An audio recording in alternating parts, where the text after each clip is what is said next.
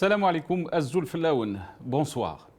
La constitution algérienne en vigueur et le projet de révision proposé s'inscrivent dans le présidentialisme, aussi dit zaïmisme, c'est-à-dire la confusion des pouvoirs au profit d'un homme providentiel, le président de la République, et ce dans la continuité de la Constitution de 1976, dont le projet actuel ne constitue qu'un énième toilettage. Au-delà des apparences, ce n'est pas la Constitution qui définit le pouvoir algérien.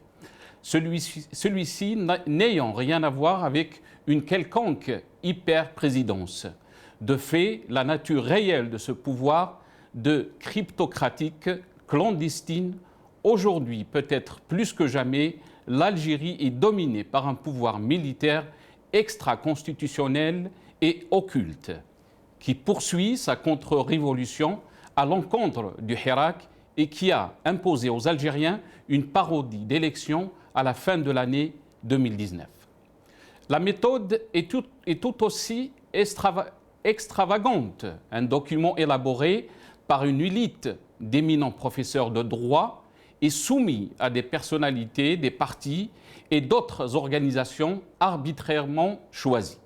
Comme tout pouvoir qui tourne le dos à sa population, le pouvoir algérien n'a Dieu que pour une poignée d'experts qui n'oseront pas lui tenir tête. Nous avons donc affaire à un régime opaque qui modifie clandestinement une constitution qu'il n'a jamais vraiment respectée. Un régime qui modifie la constitution quand il s'agit de maintenir Abdelaziz Bouteflika au pouvoir pour des mandats supplémentaires. Plus qu'il la piétine en passant outre l'empêchement physique de l'intéressé. Ce régime qui gouverne à l'abri des Algériens sans jamais rendre le moindre compte n'est pas crédible quand il soumet à une vague débat des règles du jeu biaisées. Après l'incroyable mystification de la PS, voilà que le nouveau pouvoir s'emploie à contre-courant des aspirations du peuple algérien à l'examen en Conseil des ministres de l'avant-projet de la réforme de la Constitution. Cette Constitution qui est censée être la norme hiérarchique la plus élevée a été élaborée dans les laboratoires de l'État profond, dans la clandestinité la plus totale. Le peuple, à travers ses manipulations, a perdu son pouvoir constituant. Il n'est plus souverain dans son propre pays. Le mépris récurrent du nouveau pouvoir à l'égard de notre peuple, toutes tendances confondues, met le pays tout entier en danger. En effet, le consentement à l'autorité risque d'être rompu, rendant l'avenir incertain. M. Laraba, qui a déjà officié sous Bouteflika, a exprimé lors de son installation qu'il avait reçu une feuille de route et les périmètres d'intervention qu'ils ont choisis pour la Commission, rendant caduque aux yeux de l'opinion la finalité de leurs travaux. Pire encore, cette réforme doit être débattue au sein des deux chambres issues de la fraude, de la corruption, de la gabegie et de l'argent sale, rendant encore plus pathétique l'exercice de la politique par ce nouveau pouvoir en manque de crédibilité. M. Tebboune est un homme seul, isolé, otage des clans, aucune majorité présidentielle, aucun parti politique, aucune société civile digne de ce nom est autonome, capable de l'accompagner. Se retrouver à déshonorer l'exercice de la politique en s'appuyant sur une majorité honnie par le peuple pour valider d'un point de vue la forme son projet constitutionnel. Quelle incohérence politique! Monsieur Tebboune, votre bilan étape est catastrophique tant sur le plan économique que sur le volet social, mais surtout politique.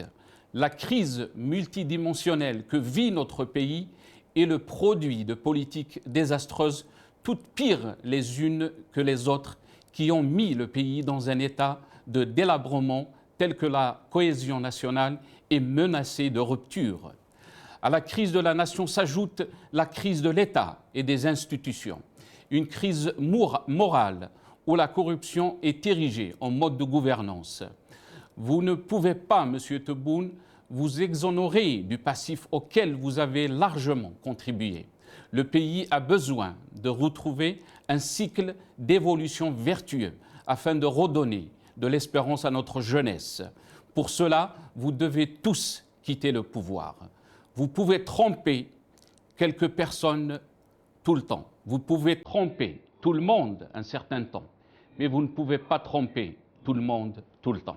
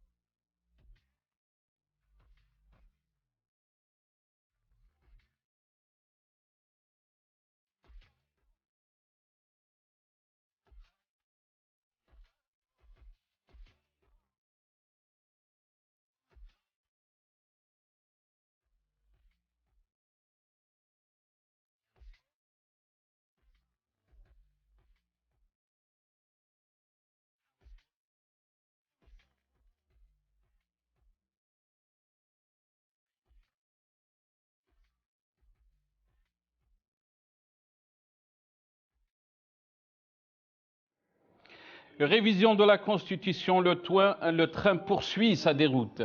C'est le titre de notre émission ce soir. Et pour en parler, j'ai le plaisir d'avoir avec nous Assia Gchoud, qui est activiste depuis Genève via Skype.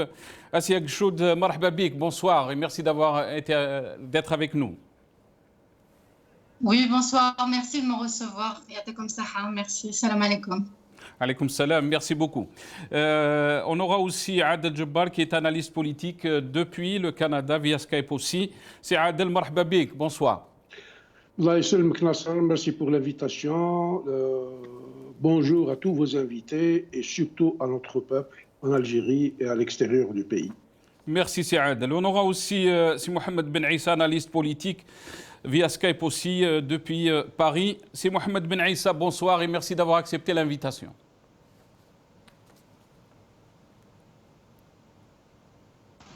Allô, vous m'entendez? Là, on vous entend très bien, allez-y. Je suis désolé, mon micro était coupé. Donc, bonsoir, merci pour l'invitation et bienvenue à tous les participants, tous vos invités et ceux qui nous regardent à l'intérieur ou à l'extérieur.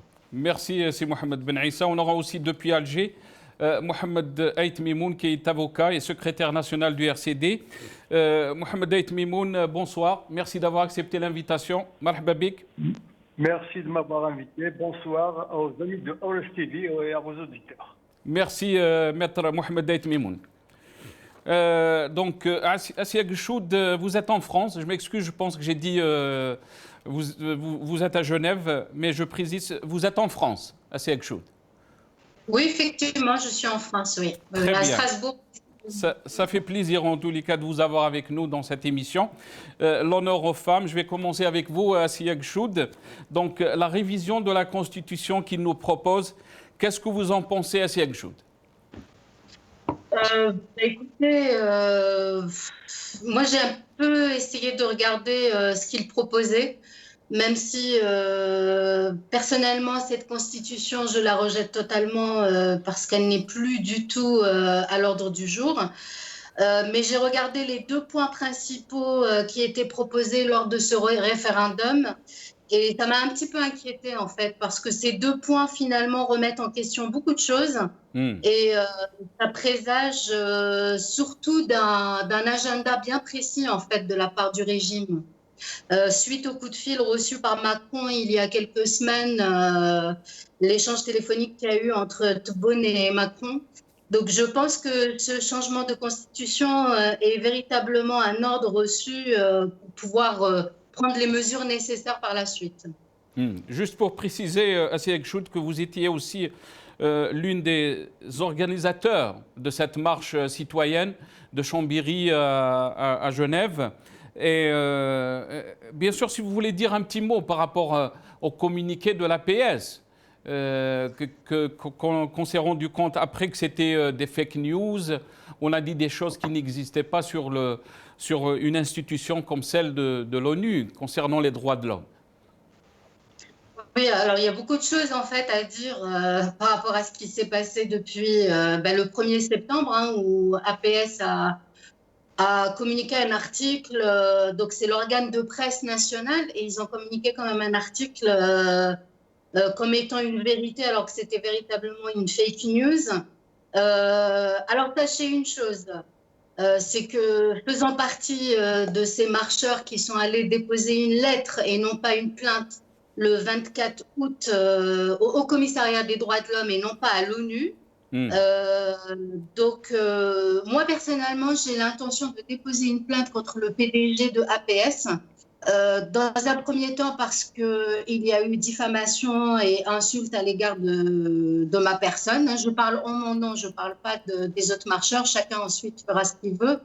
Mais le fait d'avoir dit que nous étions des repris de justice, d'avoir menti aussi sur le but de notre venue à Genève, pour moi, constitue une preuve évidente pour pouvoir déposer une plainte. Donc, cette plainte, elle sera déposée d'une manière symbolique, simplement pour appuyer le fait qu'aujourd'hui, ils ne peuvent pas faire impunément ce qu'ils veulent. Parce que jusqu'à maintenant, ils ont été adeptes des fake news. Hein, ça fait un moment que ça dure. Notamment le fait de reprendre des images de Hirak, de les partager en disant que voilà, en fait, le peuple algérien à travers le monde est en train de fêter la venue de Tebboune. Voilà, on l'a vu à plusieurs reprises. Mais aujourd'hui, ce qui est bien avec ce qui vient de se passer, c'est que non seulement l'ONU a démenti, mais nous devons aussi continuer non seulement à démentir, mais à aller plus loin, c'est de ne plus les laisser, en fait, reproduire ce qu'ils font depuis des mois et des mois. Voilà. Très bien. Restez avec nous, Assia Choud. Mohamed Ben Issa, je vais vous donner la parole. Donc, question, qu'est-ce que vous en pensez de cette révision de la Constitution? Est-ce que c'est une priorité pour le peuple algérien? Lui qui s'est soulevé, donc, février 2019, disons qu'on veut la rupture avec ce régime. Qu'est-ce que vous en pensez, surtout le choix du 1er novembre? Cher Nasser et chers auditeurs, le peuple algérien, je pense, n'est plus du tout dupe. On a assez connu les ruses de ce système, et depuis le 22 février, on assiste à une vraie naissance d'un peuple algérien, d'une intelligentsia algérienne, de toute une conscience politique algérienne, même si elle existait avant ça, mais elle est plus précise. Et depuis le début, le peuple algérien a remis en cause toutes les manœuvres du pouvoir. Hein. Avant la Constitution, le peuple n'a pas adhéré du tout dans la feuille de route du système, à savoir les élections du 12-12. Avant ça, il y avait un soi-disant dialogue ou un monologue entre donc, le peuple algérien a rejeté dans toutes les wilayas ce genre de théâtre ou de mascarade. Cette énième encore, on va dire, tentative est une déroute vraiment complète de tout le système qui n'arrive plus à proposer une solution au peuple algérien. Il fait toujours la politique de la fuite vers l'avant. Il veut manipuler tout un peuple avec des méthodes vieilles que le peuple a démasquées depuis maintenant, surtout avec cette nouvelle génération. Donc cette soi-disant réforme constitutionnelle ne concerne pas du tout le peuple algérien, sachant de plus qu'ils ont essayé, qu'ils veulent encore tenter la double manipulation, à savoir la manipulation du 1er novembre, qui est une date nationale, qui est une date le déclenchement de la guerre d'indépendance, et en même temps, ils veulent inaugurer la grande mosquée qui a coûté des centaines de millions de dollars et d'euros pour le peuple algérien. Donc on manipule l'identité algérienne avec toutes la diversité, la religion et l'histoire ou la guerre de l'indépendance. Donc tout est rusé, tout est falsifié. En fait, leur slogan, c'est la nouvelle Algérie. On n'assiste pas du tout dans une nouvelle Algérie. Au contraire, on est dans une Algérie pire, même pire que l'Algérie de Bouteflika. Pourquoi? Parce que ce système est mourant. Ce système n'a plus aucune fonctionnalité, aucune instance qui fonctionne. Vous avez parlé de Genève ou de ce qui s'est passé et le fameux dépêche ou communiqué de l'APS. Aussi, ça a été dit à plusieurs reprises dans les télévisions, la télévision nationale, dans toutes les, les GT. C'est un exemple, c'est un cas d'école en fait pour une chute d'un système, une décadence, une faillite d'un système. N'importe qui parmi nous, prend n'importe quel jeune, n'importe quelle même personne à l'extérieur de ce système pouvait faire mieux, pouvait faire vraiment, s'il voulait mentir, il pourrait mentir d'une manière plus ou moins acceptable, d'une manière qui passe.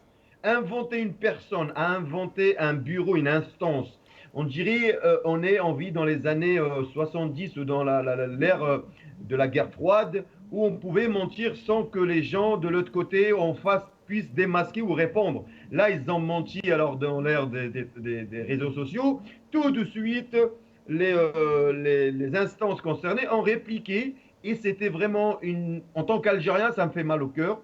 Nous, on était à fond avec cette action, mais ce qui s'est passé derrière, cette réaction du pouvoir nous a confortés. Plusieurs d'autres actions vont être faites par l'immigration et par la diaspora algérienne pour faire mal à ce gouvernement, mais en même temps, ça nous fait mal parce que l'Algérie est en danger. Si on réagit de cette manière, c'est qu'on peut tout faire en fait. Et comment peut-on croire à ce système qui ment? Comment on peut croire que ce système pouvait organiser des élections transparentes ou pourrait faire quoi que ce soit pour ce peuple? Très bien. Restez avec nous, Mohamed Ben Issa.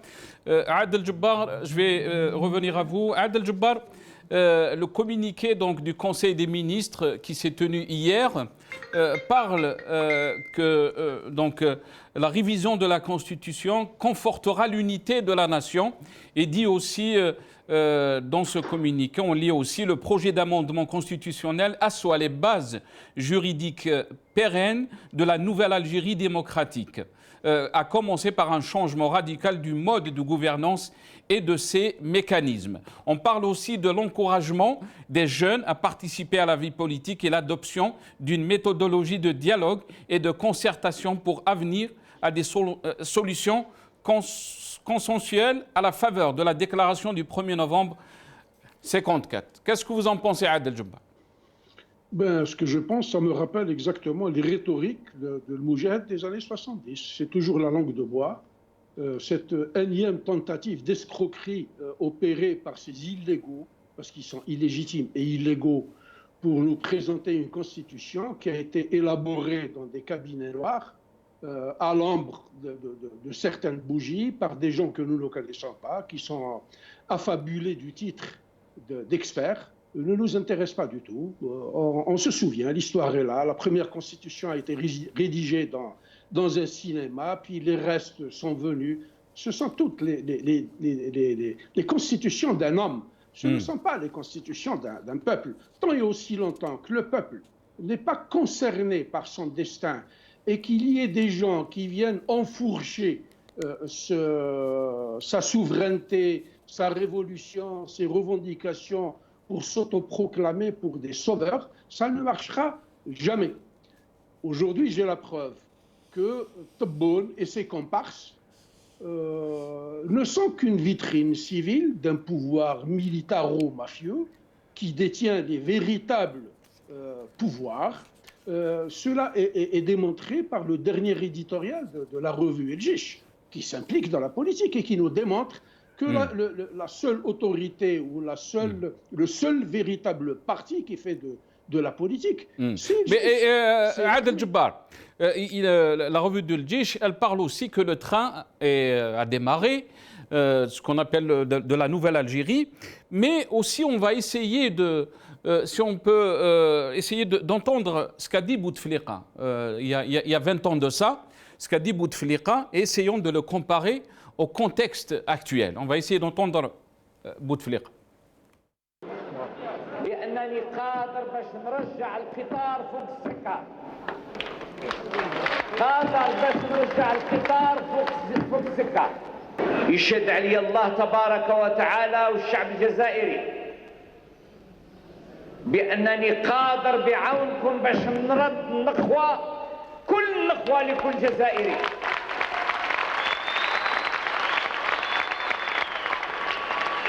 ويصير ما يصير ويصير ما يصير ويصير ما يصير ما بقيش جزائري يتهان. عادل Djebbar, tout le monde parle de train. نعاود نرجع القطار للسكة. Là on vient d'entendre Bouteflika dire il y a 20 ans de ça. Ben, dans 100 ans, il y aura encore un Bouteflika qui va dire la même chose. Nous, le peuple, lambda, nous lui disons faites très attention, un train peut cacher un autre. Et c'est ce train-là qu'ils ne verront pas qui va les pulvériser. On appelle un proprement bon président et on lui reconnaît le pouvoir, le désir et la volonté de construire une Algérie nouvelle sur des ruines dont il a été un acteur majeur dans le régime de Bouteflika. Il nous propose une nouvelle constitution pour le mois de novembre, une constitution qui a été écrite par qui? Par des plumes que nous ne connaissons pas, mais que nous suspectons d'être à la solde du régime. Un de ces rédacteurs de la Constitution, qui semblerait être un spécialiste du droit du travail et pas un constitutionnaliste, avait dit « On nous a tracé une feuille de route et nous ne pouvions pas sortir de cette feuille de route. » Donc ils vont respecter scrupuleusement ce qui leur a été dicté par les détenteurs réels du pouvoir et ils vont faire avec. Cette constitution-là va être un non-événement. Va-t-elle régler les problèmes de l'Algérie? J'ai d'énormes doutes et je n'y crois pas du tout. Mais dans le communiqué donc, du Conseil des ministres, on nous dit que le projet s'inscrit en droite ligne avec les exigences de l'édification de l'État moderne, répond aux revendications du Hirak populaire authentique béni. Ben, ils disent ce qu'ils veulent. Ils peuvent raconter tout. Ils racontent les plus gros mensonges du monde. Même l'ONU n'a pas été épargnée. Ce qui me laisse penser que l'Algérie sous Tebboune ne produit que le mensonge. Et après le poste des hydrocarbures à l'export, nous allons exporter le mensonge. Ça va être le deuxième poste à l'export du monde.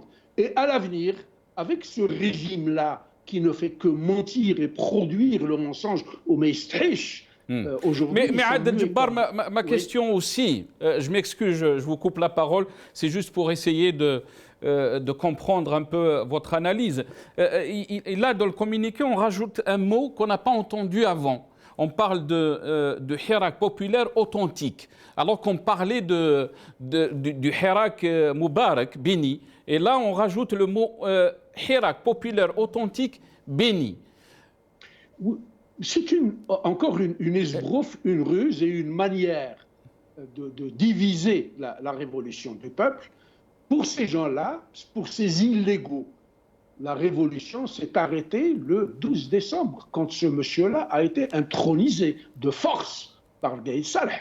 Pour eux, nous sommes sortis pour arrêter le 5e mandat, déboulonner Bouteflika et puis changer. Aujourd'hui, le changement se fait dans la continuité. C'est le même régime, c'est le même serpent qui a changé de peau.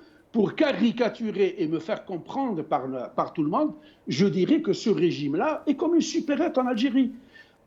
Vous arrivez chaque jour, vous allez trouver les mêmes marchandises. Il n'y aura que le vendeur qui a changé, mais le vendeur n'est pas le propriétaire, c'est un employé qui est là pour tenir la caisse et pour vendre les mêmes marchandises. Les gens ne sont pas dupes. Aujourd'hui, Tebboune, qui veut enfourcher la révolution, qui parle du peuple, qui parle de son désir de changer les choses, de son écoute profonde, d'avoir compris le peuple, il ne peut pas nous berner comme ça. Nous ne sommes pas des enfants, nous n'avons pas eu sucette dans la bouche. Le dernier des enfants de 5 ans, c'est qu'ils sont en train de se foutre de sa gueule. Personne ne croit ces gens-là, c'est des menteurs. Ce qu'il leur reste à faire, pas eux, ce sont des employés de la dictature. Ce qui reste à faire si on veut sauver ce pays-là, c'est que l'armée, les véritables décideurs, prennent l'engagement solennel de changer ce régime-là, d'engager des pourparlers, des négociations avec les représentants du peuple et se soumettre à la souveraineté du peuple. Sinon, il n'y a absolument aucune issue. Moi, je suis effaré d'entendre des gens dire « Oui, sortez vos champions », tant et aussi longtemps que l'armée qui détient les véritables rênes de ce pays-là n'aurait pas annoncé sa volonté, son désir sincère de rentrer dans ces casernes et de remettre le pouvoir au peuple, nous allons tout droit vers le mur. Restez avec nous, Adel Djebbar. Restez avec nous, Adel Djebbar. Mohamed Daït Mimoun, merci encore une fois d'être avec nous, secrétaire national du RCD depuis Alger. Bonsoir, si Mohamed. Bonsoir. Encore une fois, merci. Donc, oui, si Mohamed Daït Mimoun, vous êtes avocat aussi. Qu'est-ce que vous pensez donc de cette révision de la Constitution alors que le peuple est dans une autre dynamique et surtout, après ce qu'on a entendu, les déclarations de Tliba, qu'il disait que les listes électorales étaient achetées à coût de 7 milliards de centimes. Et maintenant qu'on remet en cause, bien sûr que les Algériens savaient ça, que les élections n'étaient pas nettes et que les députés avaient payé de l'argent pour qu'ils soient députés. Qu'est-ce que vous en pensez, Mohamed Daït Mimoun? Écoutez, la Constitution, d'abord, est une loi fondamentale qui pose les fondements sur lesquels doit reposer une nation. C'est d'abord aussi celle qui organise les pouvoirs, législatifs, judiciaires et les équilibres entre les pouvoirs. Elle définit le modèle d'État que la nation ou le peuple veut se donner. Ça, c'est pour le technique. La révision que nous propose le régime, la révision constitutionnelle que nous propose le régime, elle pose un double problème. Un problème d'abord de forme et de fond. Je commencerai par une remarque au niveau de la forme. Pour cette constitution, il serait utile de parler d'une vraie constitution au sens démocratique du terme. Le jeu est déjà biaisé car cette constitution n'est pas l'émanation du peuple, d'un peuple. C'est la constitution du pouvoir pour le pouvoir. Dès lors que le peuple n'a pas été associé démocratiquement à son élaboration. Lorsque l'on dit peuple, à sous-entendre les associations, les organisations, les partis politiques et tout ce qui va avec. Maintenant, le pouvoir, on le sait, il est dans la ruse, ou plutôt dans la tactique, ou plutôt un peu plus dans la manipulation ou la manœuvre. Outrepasser la voix du peuple dans son élaboration en lui déniant le droit d'être associé et vouloir donner l'impression que le Parlement va combler cette carence, c'est encore une fois arrivé au même résultat. Pourquoi? Comme vous le savez, on peut tout dire de notre Parlement sauf à le considérer légitime. Un Parlement illégitime, achat de voix comme vous le dites, et de place comme vous le dites, fraude comme vous le dites, suffisent pour le discréditer ou discréditer l'opération en la forme déjà. Ceci pour la forme. Et au fond, le pouvoir pense régler la crise politique et l'impasse par un palliatif, celui de la Constitution. La crise algérienne est profonde. Elle est d'abord, avant tout, politique. La crise algérienne est avant tout politique. C'est ce qu'on appelle une impasse politique. Elle est une crise de légitimité politique de nos institutions issues des coups de force et de fraude ou les deux à la fois. Ce peuple ne réclame pas une constitution. Il réclame la mise à plat de toutes les institutions et organiser des élections le moment opportun pour choisir librement ses dirigeants et ce dans un cadre d'un processus de transition pour arriver enfin à la mise en place d'une constitution qui émanera d'un peuple. La constitution. Maître Mohamed Daït Mimoun. Un processus politique de transition et non un préalable. Maître Mohamed Daït Mimoun, il y a des Algériens qui posent la question sur comment on peut donc soumettre cette révision de la Constitution à un Parlement qui est issu de la fraude. On a vu les déclarations de Taliba, on a vu aussi qu'il y a une enquête qui a été ouverte à propos de Bedoui concernant les 6 millions de signatures. Avant de vous donner la parole, on va essayer d'entendre ce qu'a dit Bedoui pendant les élections législatives, je pense, de 2017, et on essaiera de revenir à vous. Porteur de la réforme par rapport à ce genre de questionnement, et notamment cette question de salubrité et cette question de nettoiement, elle est d'abord portée par notre environnement immédiat, par nos concitoyens. لكن قوة الدولة وصرامة الدولة وصرامة مؤسسات الدولة وتطبيق قوانين الجمهورية لن تستثني أي كان يحاول المساس باستقرار. Mohamed Daït Mimoun, la question qui se pose, comment des députés peuvent rester dans une assemblée qui est issue de la fraude et surtout qu'on va essayer donc de soumettre cette révision de la Constitution à cette assemblée. Écoutez, il y a deux parties constitutionnelles qui permettent une division constitutionnelle. Nous avons la et nous avons un parlementaire. La question qui est posée, pourquoi est-ce que le régime n'emprunte pas directement la voie référendaire, aller élaborer une constitution et aller vers solliciter la voix du peuple pour la valider ou la rejeter? Parce que le régime sait très bien que le peuple va encore une fois rejeter une constitution qui n'émane pas de sa voix. Et donc, c'est pour ça que je viens de dire que le régime veut opérer par la ruse ou la manœuvre en utilisant le Parlement, parce que le Parlement, entre guillemets, est censé représenter un peuple. Alors, or, il faut le dire, ce Parlement est illégitime. Dans les deux cas, le régime, le pouvoir se retrouve devant une situation qu'il ne peut pas malheureusement gérer. Parce que, allez, réviser une constitution par la voie référendaire, il sait qu'il va se confronter à un rejet réel de la société, du peuple algérien, du Hirak, etc. Et il est obligé d'emprunter la voie parlementaire. Et la voie parlementaire, vous le savez tous. Mais la voie parlementaire, c'est Mohamed Daït Mimoun. Excusez-moi, je vous ai coupé la parole. La voie parlementaire, il y a des Algériens maintenant qui se posent la question. Pourquoi les députés de l'opposition sont encore dans cette assemblée? Écoutez, le code électoral, la loi organique, etc., il fait de telle sorte, même si un parti politique quittait l'Assemblée, le régime a toujours les moyens de le remplacer.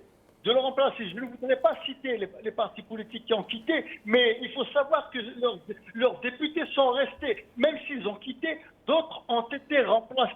Donc la liste de partis sont restés. Ils sont considérés comme étant Mais Mohamed Daït Mimoun, il y a des Algériens qui vous diront que c'est un acte qui montre que vous défendez bien sûr, que vous êtes avec la volonté populaire, et qu'on a vu aussi en 99 quand Bouteflika, quand les 6 candidats se sont retirés des élections présidentielles et mis à nu le candidat Bouteflika à ce temps-là, parce qu'il disait que c'était des élections qui n'étaient pas honnêtes, qui n'étaient pas transparentes, qui étaient jouées en faveur du candidat de Bouteflika. Dans ce cas-là, pourquoi les députés de l'opposition qui se disent avec le Hirak et qui supportent donc la revendication du peuple algérien d'aller vers une vraie rupture avec le système, pourquoi ils ne démissionnent pas de cette assemblée?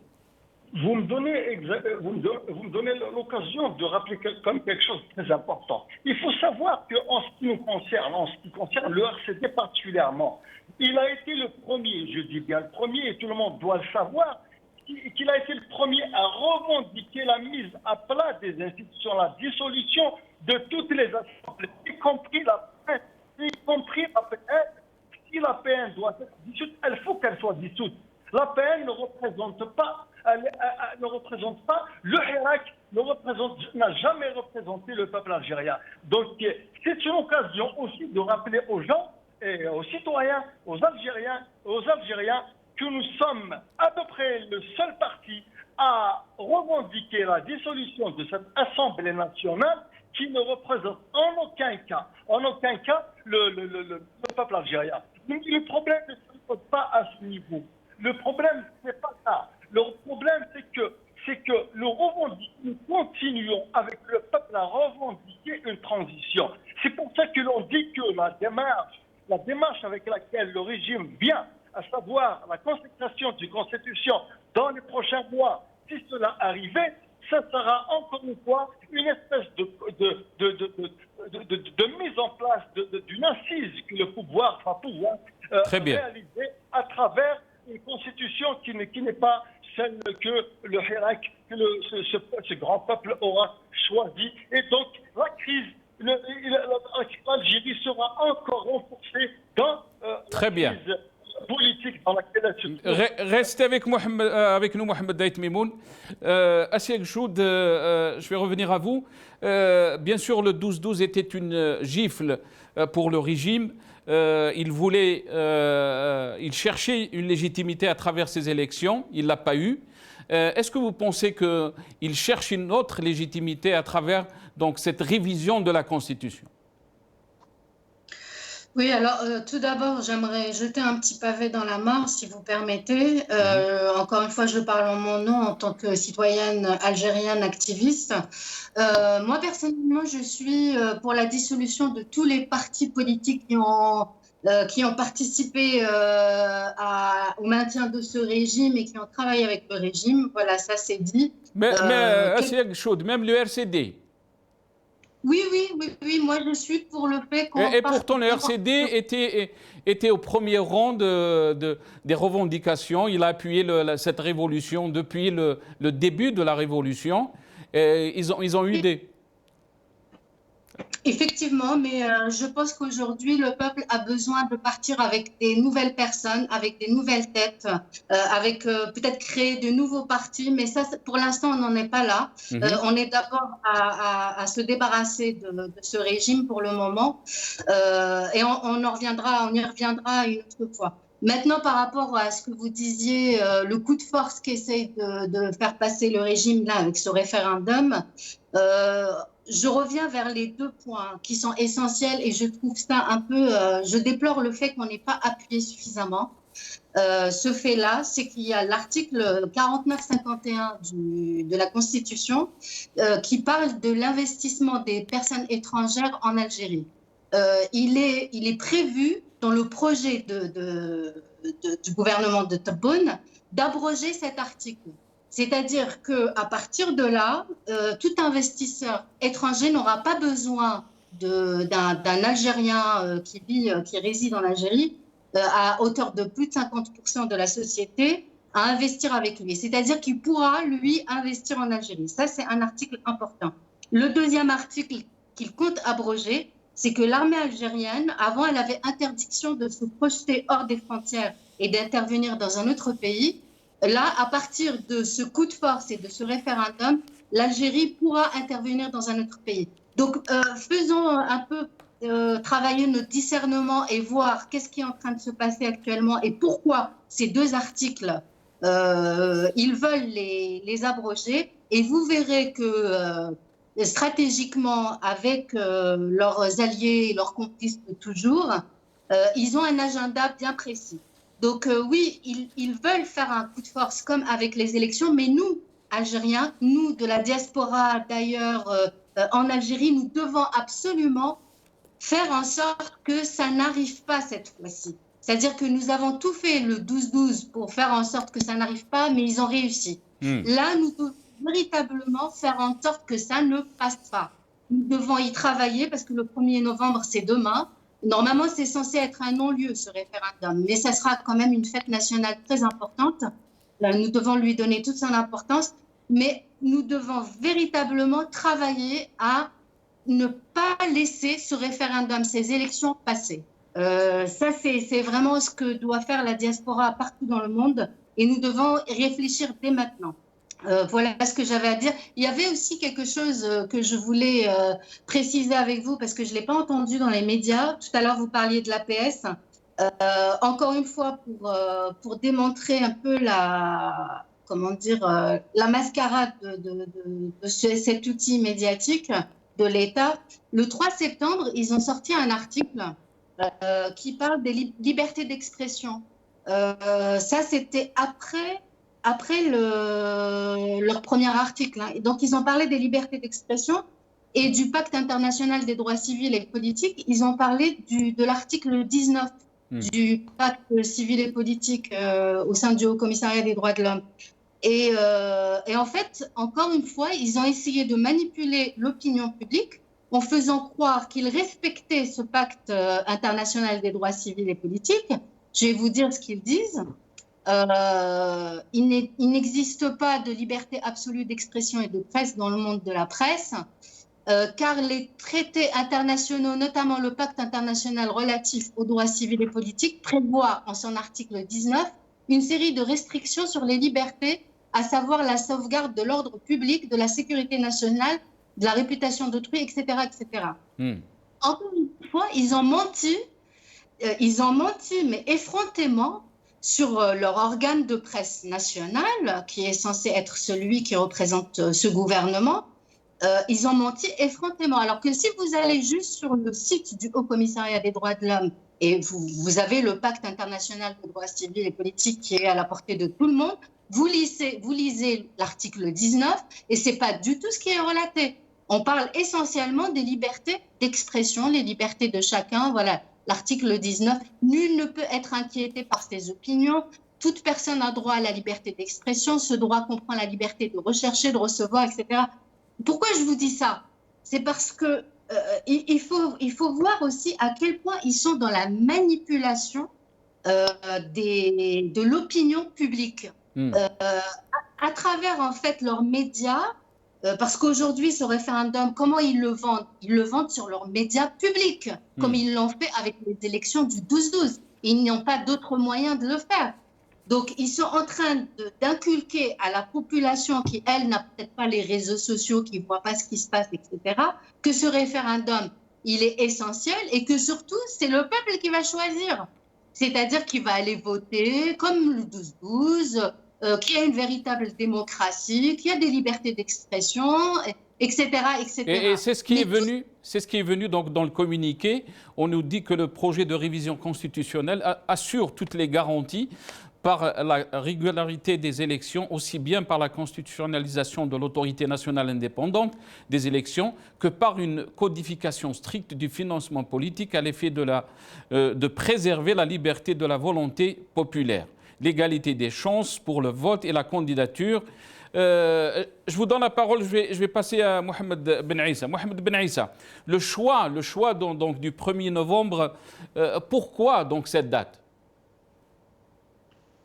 Je vous ai dit tout à l'heure, en fait, mais avant juste de répondre, je voudrais juste interpeller notre cher camarade de l'Algérie, le secrétaire général du parti RCD. Moi, je dirais, j'allais un petit peu dans le même sens de SM, mais un petit peu nuancé.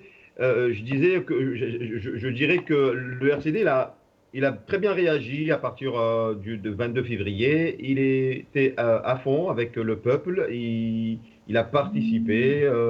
Comme tous les Algériens, avec ses cadres dans ce Hirak. Par contre, la question qui reste, que vous avez posée et que votre interlocuteur n'a pas répondu, c'est qu'on ne peut pas prétendre dire qu'on est dans un temps de révolution, qu'on est en train de remettre en cause toutes les institutions de l'État, que ces institutions sont illégitimes et en même temps siéger dedans. C'est vraiment pas concevable, non acceptable par les jeunes du Hirak. Nous, on sait que depuis que Mohsen Belabès a pris les rênes de ce parti, que la ligne politique de ce parti a changé, on cautionne, mais par contre, rester siégé dans ces instances, que le RCD sache très bien avec ses élus que sont tous trafiqués. Tliba l'a dit, mais avant Tliba, est-ce que vous croyez que les députés ne savaient pas que ces élections étaient ce qu'on appelle les élections du Shkara, comme on dit en Algérie, avec des sacs, des poubelles remplies avec les liasses d'argent? Tout le monde le sait, ça. Et les Algériens le disent, c'est Barlaman al-Haffafat, avec tout le respect aux celles qui font ce métier. Mais je ne comprends pas pourquoi. On est dans un temps de mobilisation, dans un temps de rapport de force. C'est là où il faut affaiblir les institutions. C'est là où il faut affaiblir ces institutions. En fait, on n'est pas contre.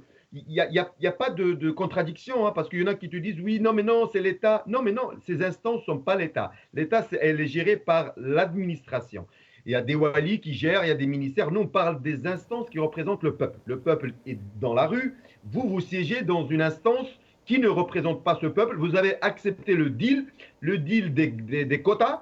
Maintenant, peut-être vous n'avez pas le courage avant. Depuis le 22 février, le peuple vous a donné ce courage. Donc, décidez avant le temps, parce que ces instances vont être dissoutes le plus rapidement, et le gouvernement le sait, et ce pouvoir illégitime le sait, que c'est plus des instances qui lui permettent de... Au contraire, c'est des fardeaux, c'est des instances qui le gênent plus que ça leur arrange.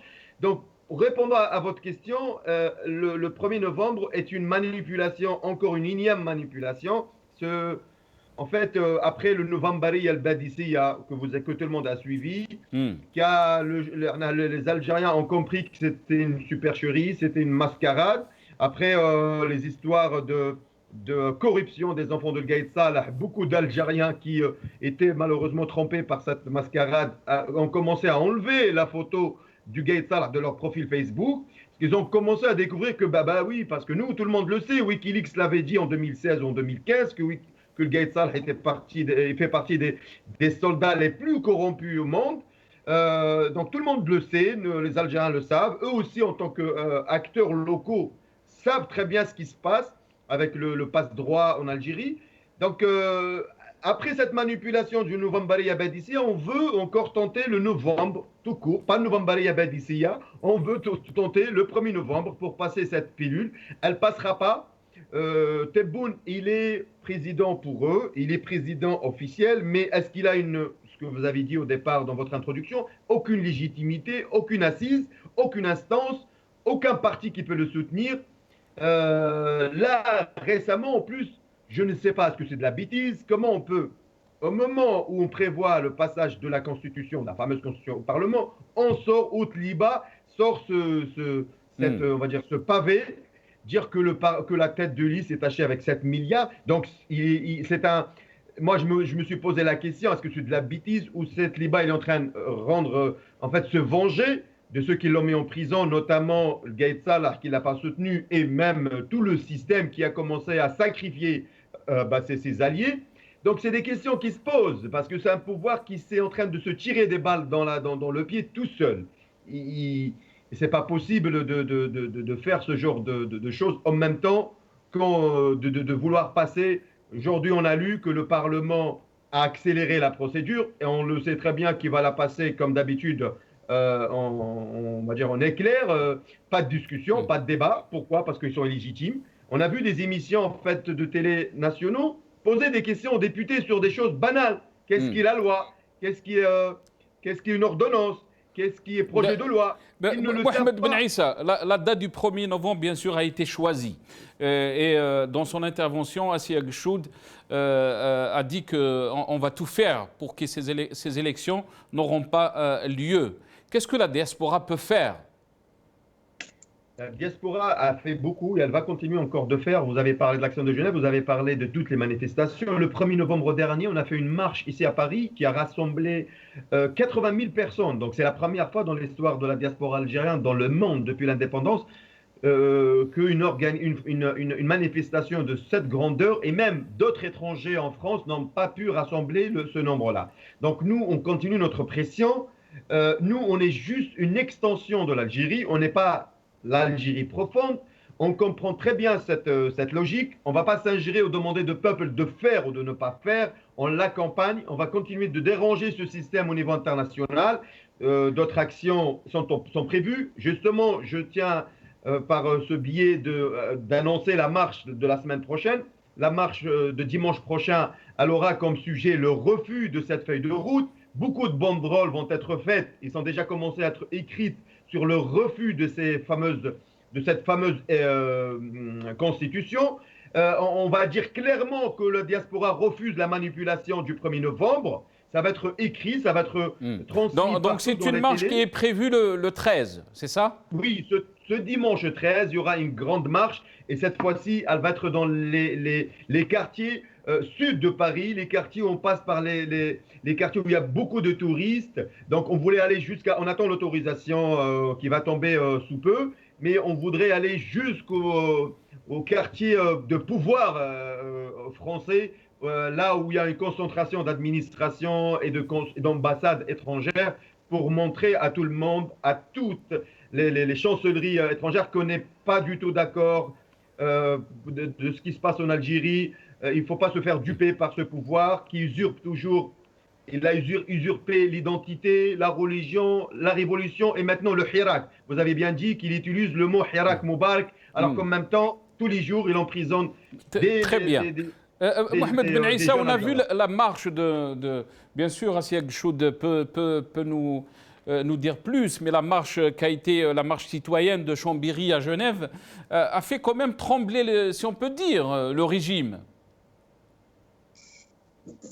Oui, bien sûr. Elle a fait trembler déjà parce que, en fait, elle a été initiée par des citoyens, de simples citoyens, comme vous avez pu le voir et vous avez pu le suivre. C'est-à-dire qu'ils n'avaient pas une figure en particulier ou quelque chose sur quoi s'accrocher. Et pourtant, au départ, il y avait une poignée de citoyens, il y avait une poignée d'Algériens. C'était pas énorme, c'était pas des milliers de personnes. Non, lors de la marche, ce n'était pas des milliers de personnes, mais en fait, il y a Est-ce que vous pensez la symbolique de la marche, elle est très importante dans ce genre de combat? Il y avait la symbolique de la marche et il y avait aussi toute la médiatisation finalement qu'il y a eu autour de cette marche, parce que des milliers de nos concitoyens en Algérie, partout dans le monde, ont suivi cette marche. Ils l'ont encouragée. Tous les jours, ils regardaient les lives qui étaient partagés, etc. Ils vivaient un petit peu chaque moment avec tous les marcheurs. D'autres marcheurs se sont joints aussi aux premiers marcheurs. C'est vrai que la portée symbolique était très importante, le fait de porter la voix des détenus d'opinion de la France jusqu'à Genève. Et le rassemblement qu'il y a eu le 23 était extraordinaire, parce que beaucoup d'Algériens sont venus de partout, en Europe, en France, etc., ont convergé pour aller à Genève. Il y a eu un très grand rassemblement ce jour-là qui a fait beaucoup de bruit. Et bien sûr, le lendemain, la lettre qui a été déposée au commissariat des droits de l'homme, au groupe de travail sur les détentions arbitraires, ça a fait énormément de bruit. Et pourquoi? Parce que déjà, il faut savoir une chose, et là on l'a bien compris, c'est que ce régime illégitime, il a très peur des institutions internationales. Ça, on l'a bien compris. C'est-à-dire qu'ils savent parfaitement bien. Et regardez, à partir du moment où l'ONU a fait un communiqué pour leur taper dessus, pour dire « Oh là là, vous avez menti et c'est pas bien, etc. » Ils ont retiré le communiqué de l'APS. Immédiatement, quand il y a France 24 qui a appelé pour dire « Oh là là, vous relâchez tout de suite les journalistes », ils les ont tout de suite relâchés. Nous, le peuple, finalement, notre parole, elle ne compte absolument pas, parce que ça fait 18 mois que le peuple crie haut et fort « On ne veut pas de vous ». On veut du changement, on veut ceci, cela, ils n'entendent pas. Mais là, on a compris que les institutions internationales, finalement, étaient un moyen de pression très important, et nous allons continuer dans ce sens-là. Justement, du 14 septembre au 6 octobre, il y a la 45e session parlementaire au commissariat des droits de l'homme qui va travailler. Donc, ça sera aussi, encore une fois, l'occasion d'appuyer là où ça fait mal, de se rendre à et de manifester encore une fois sur place. Très bien, c'est quelque chose, je vais revenir à vous. Adel Jabbar, je m'excuse, je reviens à vous très, très rapidement, Adel Jabbar. Je sais que vous avez beaucoup à dire. Je sais que la diaspora à Montréal, au Canada, est très active aussi. Qu'est-ce que vous avez à faire donc contre cette date, le 1er novembre, qui a été choisie? C'est une date qui est symbolique, mais aussi on sait très bien que la Constitution, la révision de la Constitution en Algérie n'est pas source de pouvoir. On va essayer d'entendre ce qu'a dit en 2016, quand il y avait donc cette révision de la Constitution, ce qu'a dit El Gaïd Saleh. On va entendre ce qu'a dit Gaïd Saleh en 2016.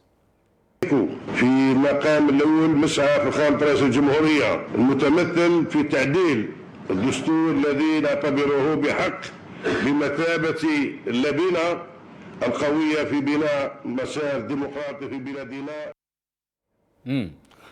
Adel Jabbar, c'est comme chez nous le vrai pouvoir. C'est pathétique de s'intéresser à ces gens-là. Il faut savoir une fois pour toutes, comprendre une fois pour toutes, que ce régime-là est issu d'un coup de force. Il ne croit qu'à la force. C'est un régime issu d'un coup de force illégitime. Le régime est le produit politique. Mais Adel Jabbar, quand vous dites, oui. Adel Jabbar, je m'excuse, quand vous dites qu'il ne croit qu'à la force, qu'est-ce que vous voulez dire par là?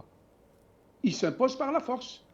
Il s'impose par la force. Vous venez de divulguer un pseudo-discours de Gaïd Saleh, dans lequel il parle d'une constitution qui ne nous intéresse pas. Elle a été élaborée dans les cabinets noirs ou dans les casernes ou je ne sais pas où.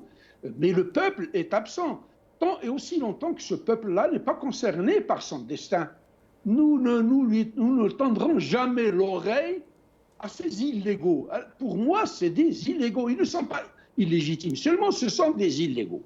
Maintenant, faire coïncider la date de cette révision de leur constitution, parce que ce n'est pas celle du peuple, avec le 1er novembre, c'est encore une ruse, une manœuvre grossière, aussi grosse qu'une couleuvre qui ne passera pas, pour se réapproprier à leur seul compte une date qui est très chère dans le cœur des Algériens, une date sacrée du déclenchement de la révolution de novembre. Mais la pilule ne passera pas. Ils seront seuls à manœuvrer, à aller déposer des gerbes de fleurs sous de très hautes escortes armées de mitraillettes, mais le peuple sera dans la rue. Tout le monde verra, comme le 1er novembre dernier, comme le 12 décembre et le 13 décembre dernier, que l'immense majorité des Algériens tournent le dos à ce régime illégitime. Mais Adel Jabbar, Tebboune a dit, si cette constitution ne passe pas, on va faire avec la constitution de Bouteflika. Mais qu'est-ce qui va changer pour nous? La peste ou le choléra, va-t-il ou vont-ils nous guérir? Non. Ni celle de Bouteflika, ni celle de Zeroual, ni celle qui est proposée aujourd'hui. Si on devait revenir, on reviendra à la Constitution de 89, qui a consacré réellement une avancée démocratique extraordinaire, qui a vu l'éclosion de certains partis. Bon, le malheur a voulu que nous ayons manqué d'expérience démocratique et que l'armée putschiste a encore renversé la table avec une soupe chaude sur notre gueule. Donc, si on veut revenir, on revient à 89. Maintenant, tout ce que dit ce Tebboune est nul et non avenu. Il a menti, il continuera de mentir, à faire de fausses promesses. Il n'y aura que les naïfs qui auront pour leur compte. Hier, c'était Bandissia de Novembaria. Aujourd'hui, celui qui fut le héros de cette Bandissia Novembaria est voué aux gémonies de l'enfer. Il est à la limite, à la frontière de la trahison.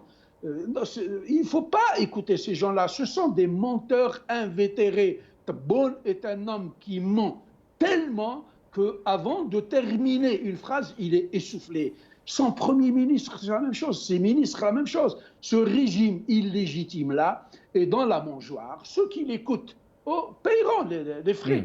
Mais si le peuple algérien ne va pas l'écouter et ils ne vont pas aller voter, qu'est-ce qu'on doit faire donc le 1er novembre? Qu'est-ce que le peuple algérien doit faire, c'est Adel Jabbar? je vais vous dire une chose. Dans une dictature comme celle qui prévaut en Algérie, c'est le coup de force qui va prévaloir. C'est les champions de la fraude. Ils ont tous les moyens, toute l'administration est entre leurs mains, l'armée est entre leurs mains, l'argent est entre leurs mains. Ils ont une clientèle. Ils ont une clientèle, elle vaut ce qu'elle vaut, c'est la clientèle de la mangeoire. Ils vont faire passer de force leur constitution. Mais ça va être la constitution de ce régime illégitime que nous n'écoutons pas, à qui nous avons tourné le dos. Ils vont continuer à gérer seuls. Tebboune va raconter des histoires à ceux qui l'écoutent. Les Algériens ne l'écoutent pas. Moi, je voyais ce matin des images extraordinaires de Borj avec un jeune comme l'Alami qui a été sauvagement agressé par les brutes de ce régime. Ça, c'est des gens que j'écoute avec plaisir et avec joie. Je voyais la manifestation ou le stand-up qu'il y a eu au niveau de la maison de la presse en soutien à Khaled Drarani, injustement incarcéré. Et moi, je n'ai pas le temps d'écouter des gens qui nous montrent comme ils risquent. L'ONU n'a pas été épargnée. L'ONU, une instance internationale, n'a pas été épargnée. Au point où, aujourd'hui, ces gens-là, moi je vous dis, tout ce qui émanera de ce régime, tous les communiqués qui sortiront d'Algérie seront passés au détecteur de mensonges de tous les pays du monde. Parce qu'on ne nous croit plus. Ces gens ne sont pas sérieux, c'est des aventuriers, ils sont là pour se protéger, pour protéger un régime illégitime. Ils n'ont absolument aucun intérêt à protéger ce pays-là, à travailler pour ce pays-là. Restez avec nous, Adel Jabbar. Sortira de l'enfer dans lequel ils l'ont mis eux-mêmes. Restez avec nous, Adel Jabbar. Mohamed Dait Mimoun, je reviens à vous. Oui. Qu'est-ce que vous avez à dire, si vous voulez rebondir, bien sûr, pour ce qu'a dit Mohamed Ben Issa, qui est avec nous depuis, analyste politique depuis la France. Mohamed Dait Mimoun. Oui, donc je vous entends. Les pouvoirs, pour rester sur la date du 1er novembre, les pouvoirs, depuis 1962, ont toujours surfait sur les dates. Ils sont dans la manipulation des dates symboles. Le 1er novembre, par exemple, c'est pour solliciter le sentiment. Mohamed Dait Mimoun. Je pense qu'on a perdu, on me dit, on a perdu Mohamed Dait Mimoun, espérons qu'il reviendra. Assia Gchoud, je vais revenir à vous.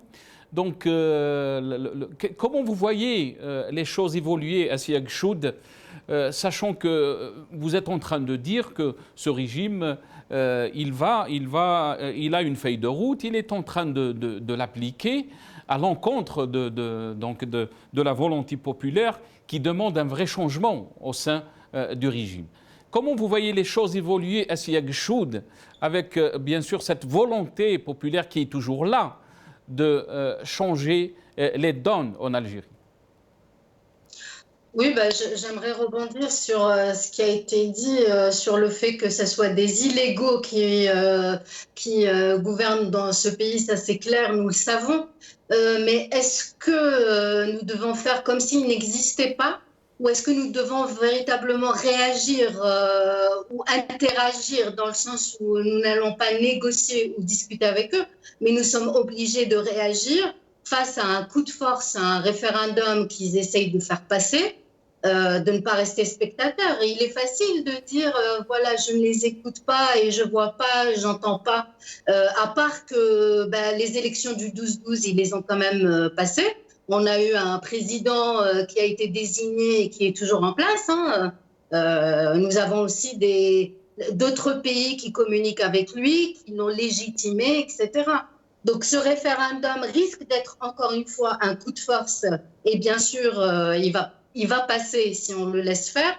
Donc nous on doit l'empêcher, on doit être optimiste et se dire cette fois-ci on va les empêcher. Nous avons comment dire au jour d'aujourd'hui, nous sommes en position de force. Pourquoi Assia Gchoud, comment l'empêcher? Ça, c'est très important. Je vais revenir parce qu'on me dit, je vais revenir vers vous juste, on me dit que Mohamed Dait Mimoun est de retour. Mohamed Dait Mimoun, est-ce que vous êtes avec nous? Oui, je suis avec vous. Voilà, on vous a perdu un petit moment. Si vous voulez continuer votre idée, Mohamed Dait Mimoun. Donc, merci beaucoup. Je reviens sur la date du 1er novembre. Je disais que les pouvoirs ont toujours surfé sur les dates symboles du pays. Il y a toujours la manipulation des dates symboles du 1er novembre, par exemple. C'est pour solliciter le sentiment de cette date sacrée en espérant gagner la confiance d'un peuple. C'est ce que j'appelle en droit escroquerie politique pour faire miroiter une date, pour arriver à un résultat. Sauf à vouloir, encore une fois, opposer une partie d'un peuple qui parle de Novembriya Baptisia et de ceux qui se revendiquent un peu plus de la Soumam, des résolutions de la Soumam. Et là, ça serait grave, encore une fois, c'est vouloir unifier un peuple et le diviser en nous inventant d'abord une constitution élaborée dans les cabinets noirs et en plus vouloir expliquer au peuple que cette constitution sera votée un certain 1er novembre, une date sacrée, symbole pour le pays. Je crois que le résultat sera le même si cette constitution venait à être proposée au peuple algérien un certain 1er novembre. Moi, je crois, c'est ma profonde conviction, c'est la conviction de tout un peuple, cette constitution ne peut pas changer les choses, même si elle était votée. Et dans tous les cas, ce sera une constitution qui sera rejetée massivement par un grand peuple, le peuple algérien, qui a décidé, une fois pour toutes, de se défaire d'un régime moribond, d'un régime dictatorial, d'un pouvoir issu par la faute et la force, un certain 12 décembre, que toutes les caméras du monde auront vu et constaté que le régime était complètement sur une rive et un peuple sur une autre rive. Très bien, restez avec nous Mohamed Ait Mimoun, il ne me reste pas beaucoup de temps. Un petit tour de micro, 1 minute chacun, très rapidement. Assia Gchoud, je vais commencer par vous. On avait parlé d'empêcher donc ce référendum. La question c'était comment? Oui, non, mais j'aurais voulu que M. Ait Mimoun réponde à Mohamed Ben Aissa à sa question, parce que ce n'était pas celle-là. Et j'ai une question pour lui aussi, rapidement. Si jamais il y a ce coup de force justement de cette nouvelle constitution, est-ce que le RCD compte rester siégé avec cette nouvelle constitution au Parlement? Sinon, comment empêcher ce référendum? Tout simplement aujourd'hui, enfin, c'est pas si simple que ça, mais je pense que le fait d'avoir décrédibilisé ce régime aux yeux du monde entier au jour d'aujourd'hui et avoir mis la lumière sur notre révolution et sur notre propre crédibilité face à notre message, il va falloir qu'on en profite cette fois-ci et médiatiser notre cause au maximum et dénoncer ce coup de force. Donc voilà, c'est tout un programme, mais je pense que dans les prochaines semaines, il va falloir travailler là-dessus pour montrer que ce régime ne nous représente pas, ce gouvernement ne nous représente pas, que nous rejetons massivement le référendum de la même manière que nous avons rejeté les élections qui pourtant ont été légitimés par d'autres pays. Mais au jour d'aujourd'hui, nous devons insister sur ce message, particulièrement nous, à travers le monde. Merci Assia Gchoud. Mohamed Ait Mimoun, je vais revenir à vous. 1 minute, s'il vous plaît, pour finir. Alors, je voudrais tout simplement dire que le peuple algérien est sur une bonne dynamique. Et dans tous les cas, même si le peuple ne reprenait pas ses marches, même si le peuple ne reprenait pas ses grosses initiatives politiques, mais il faut savoir, le régime le sait mieux que nous tous, il sait que dans l'esprit de l'Algérien, dans l'esprit de l'Algérienne, le régime est honni, le régime est rejeté, sa constitution est rejetée, même si on l'imposait de force. Ils savent qu'ils seront confrontés encore une fois à une crise de légitimité qui va encore une fois s'approfondir et s'alourdir. Merci Maître Mohamed Ait Mimoun. Mohamed Ben Aissa, 1 minute s'il vous plaît. Pour conclure, je dirais que nous, on fera tout ce qu'on peut pour sensibiliser, pour appeler le peuple algérien de ne pas participer. En fait, ils le savent très bien. Ce qui s'est passé en Égypte récemment, vous avez tout suivi, sur un corps électoral de 60 millions, 54 millions d'Égyptiens n'ont pas été votés pour le Sisi, donc pour une réforme pareille constitutionnelle, pour vous dire que les peuples maintenant sont conscients. Nous, en Algérie, on nous fait justement, si on parle de l'Égypte, ils sont en train de nous faire... Ils veulent nous faire un chantage entre l'Égypte, le cas égyptien ou le cas syrien. Ils veulent nous dire, voilà, vous préférez un Tebboune mal élu ou non démocratique ou je ne sais pas quoi, ou vous voulez arriver à une guerre civile comme la Libye ou la Syrie, ou un coup d'État direct avec un militaire à la tête de l'institution, aux institutions de l'État. Nous, on leur dit ni l'un ni l'autre. L'Algérie veut tracer son chemin vers la démocratie. L'Algérie maintenant est devenue, après le 22 février, le peuple algérien est devenu un peuple exemple. Les universités, les centres de recherche étudient la révolution algérienne. Nous, on croit qu'on est en train de faire naître, on assiste à une naissance d'un peuple, un peuple que l'Algérie n'a jamais eu le temps d'avoir ce peuple-là. On va continuer ce combat. On ne va pas s'arrêter sur le 1er novembre. Ça va être, comme vous avez dit, une déroute de plus de ce système qui est en train de se manger à l'intérieur. Il est en décadence totale. Merci. Ils sont en train d'éliminer chaque jour une aile de ce pouvoir. On va continuer le combat, comme il a dit l'autre, jusqu'au bout. Merci Mohamed Ben Issa. Dernier mot à vous, Adel Jabbar.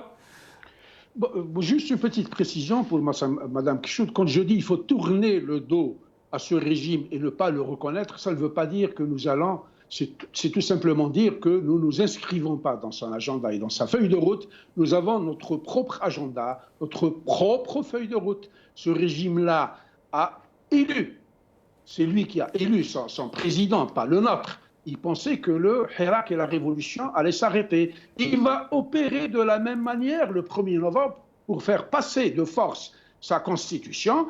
Mais le Hirak ne s'arrêtera pas, parce que la révolution est un état d'esprit. Les Algériens ont compris aujourd'hui, ils ont retrouvé une union, ils ont retrouvé une unité, beaucoup de conscience politique, ils ne s'arrêteront pas. Il faut maintenir la pression pour fragiliser ce régime-là, l'emmener à rentrer en contradiction avec lui-même et le pousser à négocier un jour avec le peuple pour appliquer le 7 et le 8. C'est ça ma vision des choses, parce qu'avec toutes les armées du monde, nous ne pouvons pas de faire voter le référendum. Merci à vous, Adel Jabbar. On est arrivé à la fin de cette émission. Merci à Mohamed Ben Issa qui était avec nous aussi, analyste politique qui était avec nous via Skype depuis Paris. Atek Saha, c'est Mohamed Ben Issa. Merci à vous, Assia Geshoud, activiste qui était avec nous aussi depuis Paris via Skype. Merci à Maître Mohamed Dait Mimoun, secrétaire national du RCD, qui était avec nous depuis Alger. Yatikoum Saha. Et je vous dis à la prochaine, Inch'Allah. Bqaw ala khair.